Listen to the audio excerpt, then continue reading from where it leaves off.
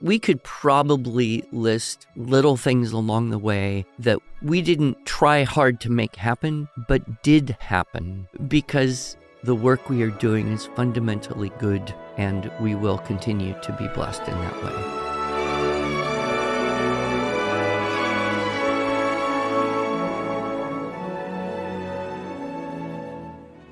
Hello, and welcome to the Arts of Language podcast with Andrew Pudewa, founder of the Institute for Excellence in Writing, or as many like to say, IEW. My name is Julie Walker, and I'm honored to serve Andrew and IEW as the Chief Marketing Officer. Our goal is to equip teachers and teaching parents with methods and materials which will aid them in training their students to become confident and competent communicators and thinkers.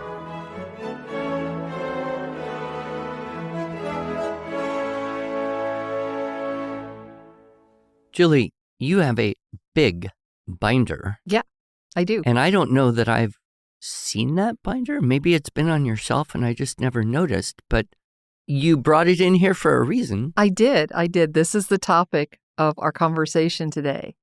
And this is a 3-inch binder that contains most of our newsletters and magalogs that we have published year after year after year. So it's been a while. I actually look back at our podcast archives, and it has been a while since we've actually talked about those humble beginnings of IEW. And I thought it's time for us to talk about that again. And not to say, hey, look how great we've grown over the last 30 years, because it has been now over 30 years. But more importantly, just to reflect on what a wonderful, crazy journey we've been on. And when I say we, I, of course, joined you to work directly for you almost 18 years ago. Yeah, we'll have to have a big party at 20. Yeah. Well, this is nice. I have some kids visiting, and all of my kids worked in the business in some capacity for some years, some more than others. And we visited the building where we now have our very, very, very, very big printing equipment. Yep. Which Tim told me that if we had added up everything we've ever bought, it wouldn't even come close to being this big in terms of the magnitude and cost. But at the same time, if we were to count up everything we've printed over the years, and actually in a recent podcast, you made mention of publishing a book through Amazon or through Print Place, and I almost interrupted you, so I'm just going to say this right now. We print our own materials right here in Oklahoma in the good old US of A. So we're not outsourcing our printing. Well, and we made a conscious decision to do that for many reasons. Yes. One of them is your favorite thing, quality control. Absolutely. But there were, other, we like to employ people. We like to create opportunity. We like to be as independent as possible. Yes. We still have to buy everything. Yes. But my daughter, who was there, she just was kind of reflecting on the early days when, she was a teenager working with me doing this stuff. Working the office copier, because that's what we were using at the beginning. And she was kind of in awe looking at this massive, huge, high-speed printing machine, punching and collating equipment and all that. And she just turned to me, she goes, "Daddy, would you ever have imagined?" And I said, "No, I would never have imagined." Well, I'm going to open up this binder. And actually, what's at the top of the binder is our 2019 Magalog. So we've had to start another binder. Oh. Because no more can fit in here. But now if I go all the way to the back, because this is newest to oldest, right? So if I go all the way back, Andrew. I think I've got one even older than that. Well, maybe you do. I will dig it up for you. But I have volume 1, number 1. Oh, and this is just an electronic copy. Right. What actually exists in this binder is the printed ones that were mailed out. This was sent to, you mentioned Tim's wife. This is a newsletter that she received in, what's the date on this one? summer of 1999. Oh, my heavens. Tim's right? family was on our mailing list way back then. And they lived in Virginia at the time. I do know that they... Oh, how sweet. That's wonderful. Well, I do remember those early days because I did everything. Mm-hmm. And my wife knew that when I had to create the newsletter, we didn't call it a magalog back then, but a newsletter, I would go into complete monk mode. I would disappear from the family. I would be up until 2 a.m. every night for 3 or 4 nights. And she said, well, this is kind of like the version of giving birth. Exactly right. You just... Absolutely. So I have in my hand, and actually, if you have the real copy of this, I would love to add it to this archive. I think I might. I found an old file of stuff the other day I was cleaning out, and I thought, I got to save this and show it to Julie. Oh, that's awesome. So this is volume 1, number 1, the very first one. Well, I must have had some ambition to just name it that. Like there's going to be more than one? There's going to be volumes? So total spider webbing here. Do you know that from an event standpoint, it is a huge faux pas to call it an event the first annual event? For that very reason, you don't know if there's going to be any more after that. You can start with the second annual event, but just call it the Turkey Trot. Oh. And then next year, you can call it the second annual. Well, I didn't do that with events, but I did it with the newsletter. But that makes sense. It does make sense. So this was in March of 1996, and the title is The First Issue of a Newsletter of Structure and Style. And you said, well, your opening article, which I have to laugh about this, your opening article is basically asking people to come up with a name for the the newsletter, which we have one now, The Arts of Language, which we've developed over the years. But here's the other thing that makes me smile. I'm going to read the first couple sentences. Okay. With this first issue of what will hopefully be a successful cooperative effort of parents, teachers, and students to share and expand their ideas of teaching writing with the structure and style approach, comma, we wish to initiate a contest to title the newsletter. Now, what you have is you've got a number 5 in the margin because you started with a preposition. Oh, did I put the indicators in the thing? Yeah, exactly. And you have hopefully underlined and initiate, a nice strong verb here. So there, your first paragraph, you didn't do this throughout, but you're basically demonstrating that you use the appropriate stylistic I can do the checklist. Yep. Yeah. This is actually in March of 1996. And like I said, I only have the first page for some reason. You have a notice at the bottom of this page. Notice, seminar attendees may always audit for free. This was if people came to a TWSS seminar. Yep. They could come back and sit in again at no cost. At no cost, right. And, if you're listening to this and want to attend perhaps our virtual teaching writing structure and style workshop and you've already attended one, let us know and we'll see if we can still allow them to audit. We kind of do that with the premium membership. True. Access to the videos for as long as you need. Right. Up to the year, and then you can renew for cheap. I think But wait, I want to get to this one sentence first here. Go ahead. Before then you can opine a little bit about this and why that's so valuable. If you have ever attended an IEW seminar and wish to repeat any or all of it the next time we are in town, it's free, just call.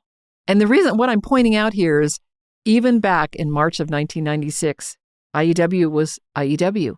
And we've had some confusion over the years. Are we EIW? Are we IEW? We actually sometimes get purchase orders that are incorrectly named. And so we have to correct that because we want to make sure that we can get the funds from the school because we're IEW. Yeah. But what compelled you, first of all, to come up with the name, the Institute for Excellence in Writing? Gosh, you really want to know that? I do. And the need to shorten it. When did you first shorten the name to IEW?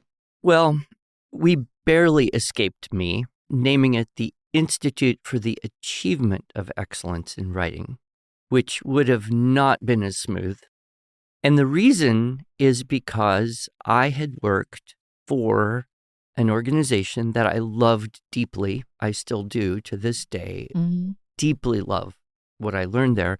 And that was the Institutes for the Achievement of Human Potential in Philadelphia, Pennsylvania. And that was divided and it was called institutes, plural, because it was divided into 3 sections. the Institute for the Achievement of Intellectual Excellence, Institute for the Achievement of Physiological Excellence, and Institute for the Achievement of Physical Excellence.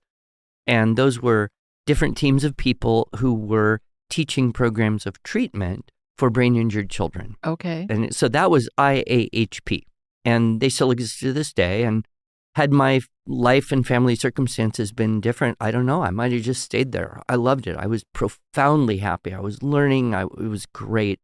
So when I left, I went, and taught violin for a few years. And then I got the idea to teach these writing seminars. And so kind of, as a nod, as a realization that so much of my thinking had been formed at the institutes, which was the short version for them, right?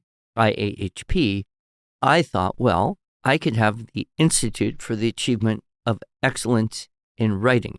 And I thought, that doesn't really even fit on the top of a piece of paper very nicely. So I dropped the achievement business and just said Institute for Excellence in Writing. So that's how it came to be. Imitation. Right, absolutely. You find something good that you love and respect, you're naturally going to want to imitate that. So that's how I got the name going. I also like the idea of being an institute because that feeling of, maybe right now it's just me with a little help from Webster, but not really. But someday there's going to be more people. And we want to be an educational thing. And so institute just sounded like the right name rather than whatever else you could call yourself. And some people have been a little confused because they think, well, an institute, shouldn't it have like a building and be classrooms and be a thing where people go like a college or university or something? Mm-hmm. And we weren't anything like that back then. Now we have buildings and we even have classrooms and, we have video courses and all that stuff. But in the beginning, I guess I had to figure out and call it something. Mm-hmm. And that's how it all happened. And I'm very grateful. And now the fact that people literally all over the world know of IEW and the fact that I put that in that first newsletter, IEW, I don't know if that was conscious decision at the time or it was just, I can't fit it in the space, right. The whole name That's again. right. All those hours that you were up trying to format this or just newsletter. The fact that, where I worked, everybody called it IAHP. Oh, and right. so that, it's not really even an acronym. Although when I started traveling and teaching kids, I would give them my email address if they wanted to send me their completed composition and I'd mail them a joke. And at that time, my email was IEW at something else. Oh, right. Because we didn't have a domain at that point. And I would tease them and say, IEW, it stands for ew, which is what everyone says when they hear they have to come to a writing class. Aww. So it made a little humor for them. Yes. Well, and of course, fast forward, I don't know how, you probably know, Andrew, but it was probably around 2012, so it would have been 13, 14 years later, we actually did get the domain, IEW.com, and there we are. Yeah, at the time, it seemed like a really big investment just because three-letter domain names had already become rather expensive. We managed to acquire it, and at this point, thank the Lord. If we'd been at excellenceinwriting.com all these years, it wouldn't have been nearly as smooth. Right.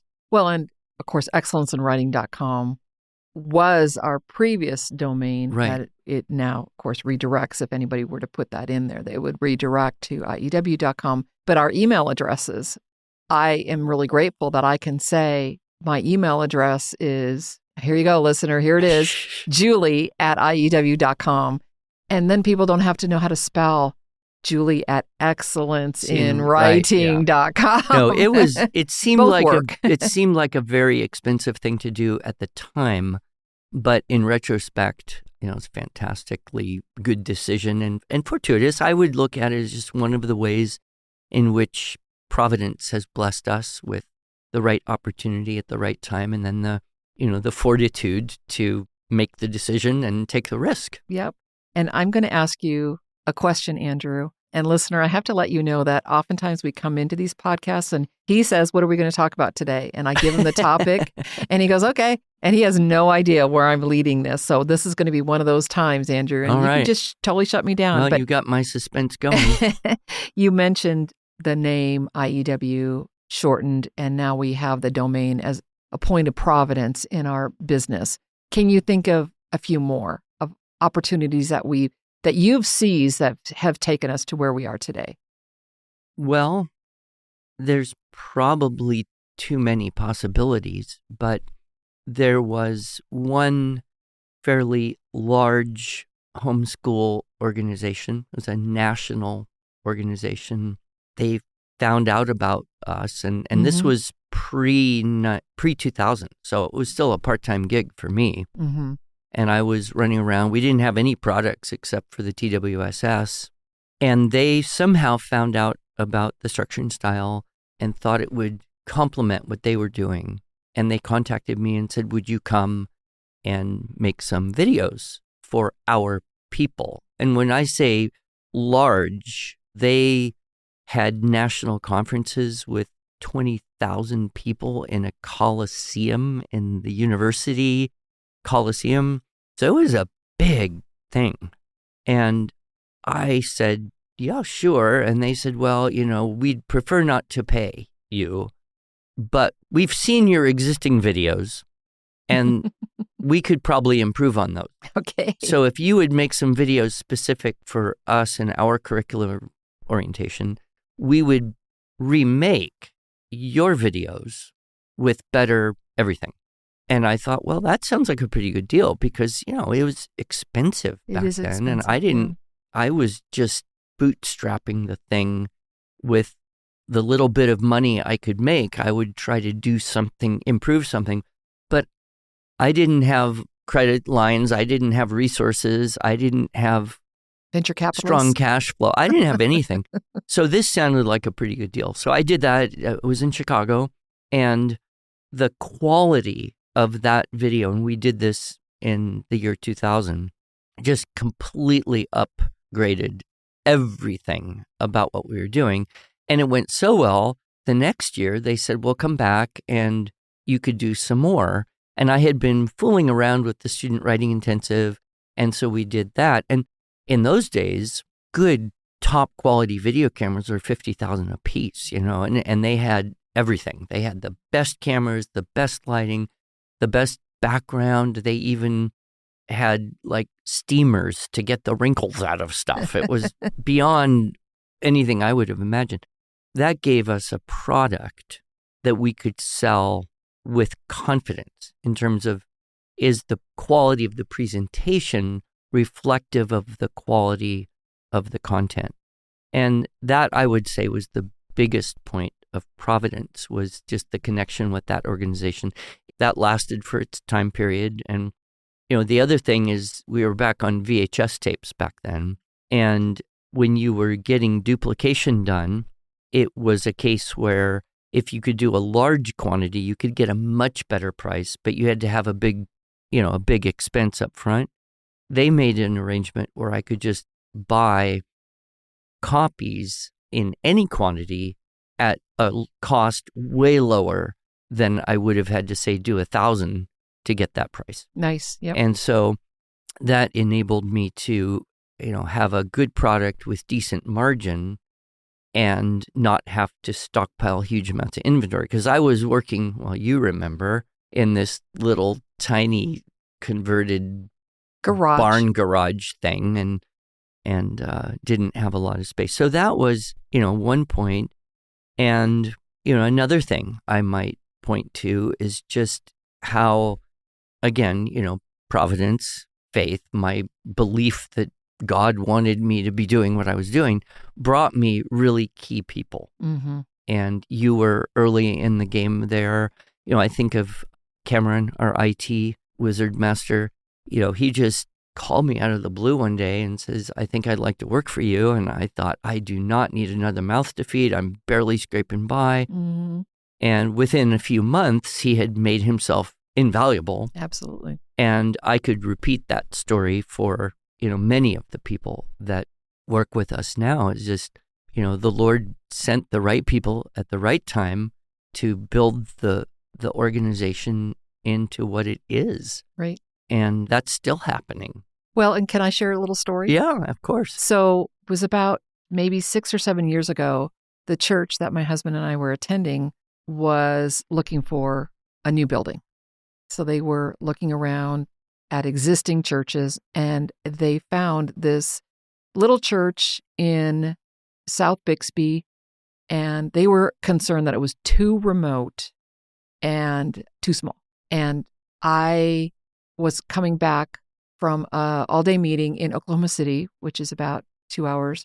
And my husband, who was on that committee to find a new building, called me and Tim, who was with me, and said, we found a building that we think IEW would want to purchase.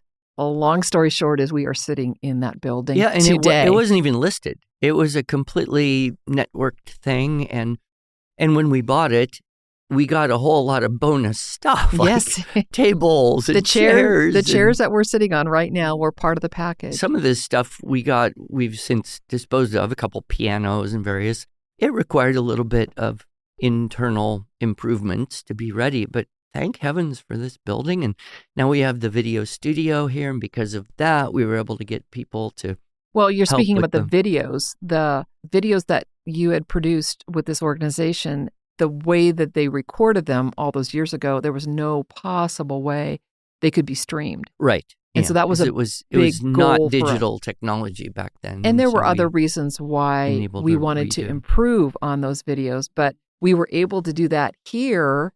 I won't say cheaper, because of course we had to buy this building to make that happen. Right, but the ease and the convenience. The convenience and then the consistency. Mm-hmm. Whereas if we had to go rent studio space every week for 2 years, it would have been ridiculous. Plus, everybody loves it here. It's a lot of space around. Some of our employees like to go out and play Frisbee golf or disc golf, I guess. Yep. And we have space for that. So it's completely Providence. And yes, it's a little bit remote, but compared to where IEW, the main headquarters is, which is out in Locust Grove, this is nothing. This is really close. And some people just, they just moved into houses right in the neighborhood here. This is true. This is true. But we also have horses. Our neighbors have horses. And so it's just fun to feel like you're still in the country. And you see the horses running through the field from time to time, and you think, oh, that's so beautiful. It is a very poetic place. So, there's that. We could probably list dozens and dozens, if not hundreds, of little things along the way that we didn't try hard to make happen, but did happen. And we took the leap of faith, buy the domain, buy the building, hire the person, acquire a very big printing equipment. Yes. Because, every indication is that the work we are doing is fundamentally good, and we will continue to be blessed in that way. Right. And we'll have faith. And absolutely. The whole thing falls apart someday, well. Then that's Providence too, right? Providence too. Yeah. So, Andrew, as we're closing, I would like for you to just kind of recall the article you wrote for this year's Magalog. I have a stack of Magalogs here, and like I said, we have another binder that starts in 2020, and we're adding to that now. But the 2025 Magalog, you wrote an article, Writing Maketh an Exact Man. And I love how you start it, where you're talking about actually buying this printer. Right. And how the finance guy was like, really? Yeah. Should we take a risk on you? Is there a market? I mean, he had two questions. One was, with the explosion of ebook everything, and we see this in a lot of public schools, there's this push towards the paperless classroom. Do you think people will still want to buy paper to learn this? Right. That was his first question. His second question is, with the advent of very cheap or free AI, being able to write as good or better than most people, will there still even be a market for teaching writing? And, I answered the question as best I could in a Skype call, trying to convince a guy that, he should loan us a huge amount of money we could buy this thing. But it stuck with me in terms of the answer to those questions is really at the core of why we do what we do and how we do what we do. On the first level, you would say there's huge research that shows that if children learn to read and write on paper, they learn better than screens. And, I got a whole talk on that I gave probably 10 years ago now. Link in the show notes. Paper and pen, what the research says. And that hasn't changed. If anything, it's probably even more pronounced. And the people that are attending to this and saying, no, let's keep real books in the classroom, let's have children learn to write on paper, they tend to be the more traditional. They may or may not call themselves classical, but the schools that are doing that, both public and private, as well as the homeschoolers, which would be probably the majority of homeschoolers, they understand this. And so, yes, there's that market. And if anything, it's growing as a segment within the larger education market. Right. So that's a good thing. And then the problem of AI, we've talked a little bit about this on previous podcasts. I'm sure we will talk about it on more podcasts. But yes, there's utility in saying to ChatGPT, please write blah, or please summarize blah, or please create something for me that is language-based. But if you don't know what you want, you won't be able to judge what it's giving you. And then you're losing discernment, and then you're losing the authority over the technology. Mm-hmm. And to summarize, because we only have a few minutes left, what we've seen this from ancient times up throughout all of history, but we see it very, very much in the last few decades, and that is technology will atrophy the skill which it replaces. And so if we are outsourcing our spelling to a spell checker, we won't know how to spell. Maybe you're okay with that. Maybe you're not. If we're outsourcing our calculation, our ability to do math in our mind, to think better about stuff, and, we in business are constantly having to think mathematically. Of course. And the faster and better we can do that internally, the more it's going to inform our decisions, right? But if we outsource that to calculators and or AI, well, now we don't have the ability to think in that same way. Mm-hmm. And the same thing, of course, with language. So I believe that most parents and teachers think that they believe that there's still value in students learning how to choose and put words into sequences to represent ideas. Whether or not the student can do that better than the technology is moot. It's like saying, well, why would you have a 10-year-old do math problems when you could just give them a calculator and then get the right answer more often than not? But they would lose the capacity to judge the answer that the calculator gives them mm-hmm. as being reasonable, right, as being in the zone of accuracy, and could come up with crazy, ridiculous answers by pushing the wrong button. Right. Right. And that same thing I think we could see with AI. So, all of us are experimenting to see, what can ChatGPT do? And yeah, it's going to get better, but it can't, if we allow it to replace our discernment. I think that's the best word to use.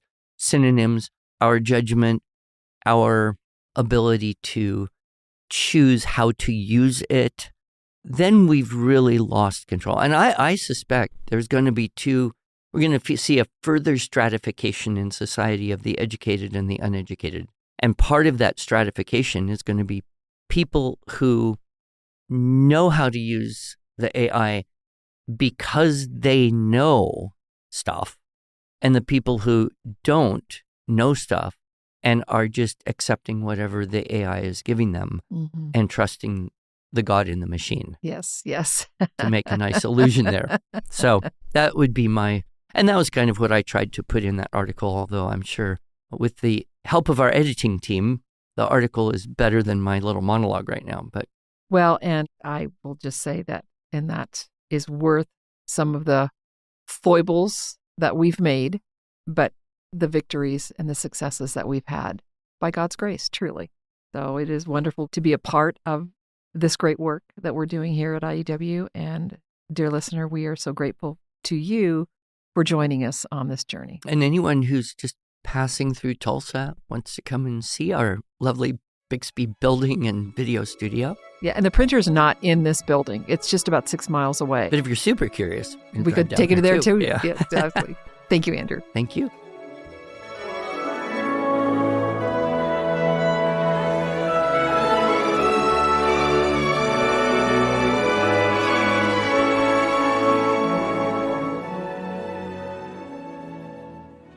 Thanks so much for joining us.